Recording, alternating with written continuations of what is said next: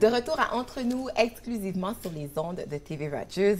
Et il faut peut-être penser à se trouver un emploi pour l'été, pour l'année. Et il y a un merveilleux programme, et c'est le programme Jeunesse Canada au travail. Une belle opportunité aussi de découvrir notre Canada. Et on en parle avec Amélie Lafrance, qui est agente de projet. Un projet Jeunesse Canada qui existe depuis plus de 20 ans à peu près, là. Oui, en fait, c'est une initiative de Patrimoine Canada. Oui. Et ça a commencé en 1996, si je ne me trompe pas. Donc là, ça fait 20 ans. Donc, c'est ça, le but de Jeunesse Canada au travail, c'est en fait une opportunité pour les employeurs. Ils peuvent faire une demande de subvention. Comme ça, nous, on leur donne de l'argent pour qu'ils puissent créer un emploi d'été pour les étudiants. Donc, on a des critères d'admissibilité. Tout ça, les étudiants doivent être âgés entre 16 et 30 ans. Ils doivent être à l'école à temps plein. Donc, c'est ça, côté employeur, c'est une opportunité pour eux parce que plusieurs d'entre eux, c'est des organismes à but non lucratif. Les employeurs? Oui, les employeurs. Donc, c'est ça, c'est une opportunité pour eux. Souvent, ça assure la viabilité de leur projet, aussi la rentabilité. Comme moi, cette année, j'ai eu l'occasion de faire un monitoring dans le nord de l'Ontario. Wow! Donc, c'est ça, moi, en fait, c'est ça, je suis l'agente de projet pour l'Ontario. Donc, j'ai pu aller dans le nord de l'Ontario et rencontrer plusieurs employeurs, et j'ai vu que c'était beaucoup de camps d'été et tout ça. Donc, c'est ça, des camps d'été, ça a besoin de l'argent pour pouvoir engager des jeunes, pour pouvoir assurer la viabilité de leur projet. Donc, c'est une belle opportunité pour eux. Donc, dans le feu, en ayant la subvention, eux, ils peuvent embaucher et payer ces jeunes-là. Exactement. Quand on est un organisme à but non lucratif. Exactement. Mais c'est pas juste les organismes à but non lucratif, c'est aussi les organismes privés. Et qu'est-ce qui se passe, c'est que les organismes à but non lucratif ont droit jusqu'à 70 d'une subvention salariale. Donc, on peut couvrir jusqu'à 70 du salaire des employés qu'ils vont engager. Et aussi, côté étudiant, c'est une opportunité pour un emploi d'été. Donc, le but, c'est premièrement avoir une expérience de travail dans leur deuxième langue officielle. Donc, on a beaucoup parlé de dualité linguistique avec Catherine tout à l'heure. Donc, c'est ça, ça va dans le même ordre d'idées. C'est vraiment pour assurer la dualité linguistique et donc des opportunités d'emploi pour le jeune, par exemple, francophone, qui va pouvoir pratiquer son anglais. Aller en Vancouver, par oui, exemple, c'est ça, parce que c'est un programme national. Je ne l'ai pas mentionné, mais c'est vraiment national.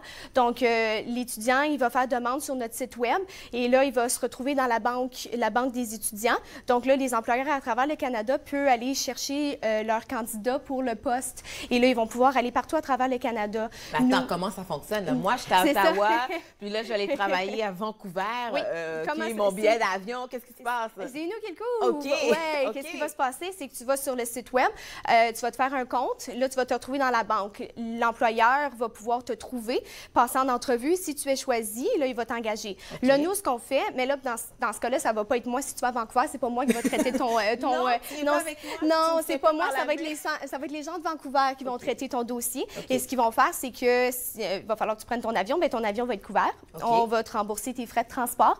Et aussi, on offre une majoration salariale de 1,35 $. C'est 1,35 $ de plus pour t'aider avec tes accommodations pour payer ton logement et tout ça, ton hébergement. Est-ce que vous accompagnez justement ces personnes-là? Ou du moins, par exemple, si je vais à Vancouver, comme j'ai dit, pour me trouver un logement, je ne connais pas le coin. Il y a un encadrement avec l'employeur. Ce que l'agent de projet, par exemple, à Vancouver, bien là, je ne peux pas parler pour eux, c'est ça, mais pareil, c'est que, par exemple, on va appuyer l'employeur, on va l'encourager. Ça va être surtout l'employeur qui va aider l'étudiant à se trouver un logement dans sa nouvelle région. Parce que c'est ça le but du Jeunesse Canada au travail. C'est un autre critère qu'on a, c'est l'étudiant doit vivre à plus de 125 km de l'emploi.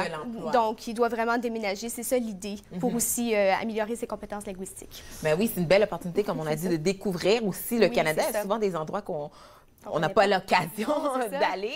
Là, pour revenir aux employeurs, tu dis, bon, ils auront des possibilités de subvention. Est-ce qu'il y a des critères pour les employeurs? Là, je sais que tu as mentionné 70 %, mais est-ce que vous regardez si c'est un employeur qui n'est pas nécessairement à but non lucratif, mais par exemple... C'est ce qui va se passer, c'est que si ce n'est pas un organisme à but non lucratif, si c'est un organisme privé, les organismes privés ont droit jusqu'à 50 OK. Et ce qui se passe, c'est qu'aussi, un des objectifs de Jeunesse Canada, c'est premièrement utiliser sa deuxième langue officielle dans un contexte de travail habituel, tout en découvrant une nouvelle région. C'est aussi de travailler dans sa deuxième ou sa première langue officielle dans une communauté en situation minoritaire, comme par exemple un francophone dans une communauté francophone en Ontario. Les francophones sont aussi... Mais c'est ça, c'est que aussi... donc, c'est ça les buts. excusez, ouais, je m'excuse, je me suis perdue dans ce que je disais. C'est tellement facile. Oui, non, c'est ça, c'est vraiment un beau programme. Donc, c'est ça. Donc, nous, ce qu'on va encourager, c'est ça, les organismes privés ont jusqu'à 50 ont droit jusqu'à 50 de financement. Donc là, pour un organisme, on a jusqu'à quand pour s'inscrire? Jusqu'au 1er février. Au 1er février. Et puis là, qu'est-ce que je dois fournir comme information? Ce qui va se passer, c'est quand même une demande de subvention qui peut être assez longue à faire. Mais je veux dire, ça peut être long, mais plus c'est long, plus c'est détaillé, plus tu as de chances de justement passer parce que nous, on va regarder l'orientation, on va regarder comment l'employé va être formé, est-ce qu'il est accompagné dans son emploi. Nous, on va regarder ça, on va faire une grosse évaluation aussi. C'est quoi les résultats mesurables de cet emploi-là? C'est quoi les objectifs, les sous-objectifs? C'est quoi les compétences que l'étudiant va obtenir en travaillant pour l'employeur? Donc, nous, on va tout regarder ça.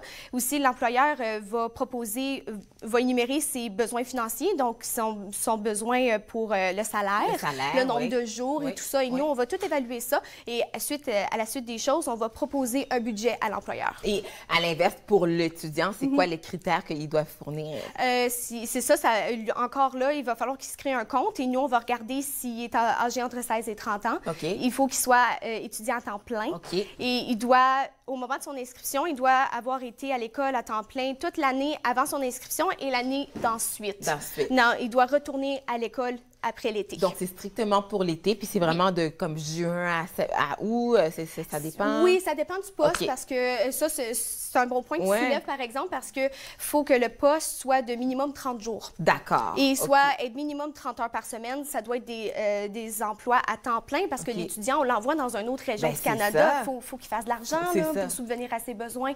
Donc, c'est vraiment ça. C'est minimum 30 jours, 30 heures semaine, la règle du 30.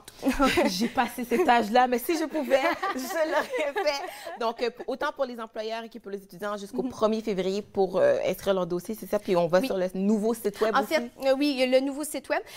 Juste pour les étudiants, par contre, il n'y a pas de date limite au 1er février. Oui, c'est ça. C'est vraiment parce que des fois, il y a des employeurs qui vont... parce que les employeurs ne se limitent pas seulement au site Web pour trouver leurs étudiants. Ils vont aussi aller dans leur réseau. Donc, si moi, par exemple, je me fais embaucher par un... Bien là, je travaille pour Jeunesse Canada au travail, mais si je me faisais embaucher par un autre employeur et que je ne suis pas encore sur le site Web JCT et que je réponds à tous les critères d'admissibilité, à ce moment-là, je vais pouvoir aller m'inscrire et là, rentrer dans le système. Mais pour les employeurs, il faut faire une demande de subvention avant le 1er février. Avant le 1er février. Et on le dit, on le redit encore. C'est important. Merci beaucoup, Amélie Lafrance, de nous parler. Donc, rendez-vous employeur avant le 1er février pour soumettre votre demande de subvention. Vraiment une belle opportunité de recruter des jeunes et vous, autant les étudiants aussi, vous pourrez vous inscrire très bientôt pour vivre cette expérience-là de travail partout au Canada. Nous, on fait une pause et ça se poursuit entre nous exclusivement sur les ondes de TV Rogers.